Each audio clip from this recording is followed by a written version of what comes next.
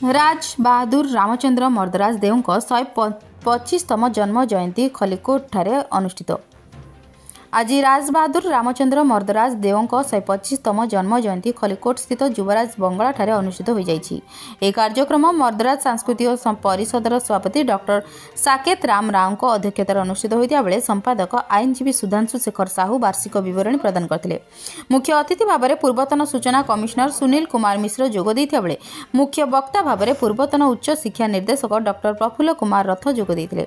सम्मानित अतिथि भाव में प्रशासनिक अधिकारी तथा कवि सौम्य नारायण पाणिग्राही, शिक्षाविद हरिपद शतपथी और पूर्वतन पुलिस अधिकारी दिलीप कुमार दास जोगदे रामचंद्र मर्दराज देव जीवनी समाज प्रति और राज्यवासी प्रति अवदान विषय रे वक्तव्य प्रदान करथिले।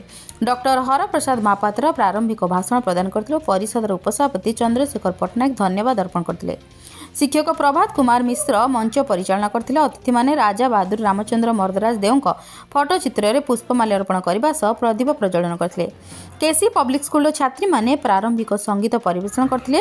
कार्यक्रम रे अंचलर बहु लोक प्रतिनिधि बुद्धिजीवी और जनसाधारण उपस्थित रही जन्म जयंती पालन करथिले। खलिकोटरू लक्ष्मीकांत महापात्रଙ୍କ रिपोर्ट, जन अधिकार लाइव।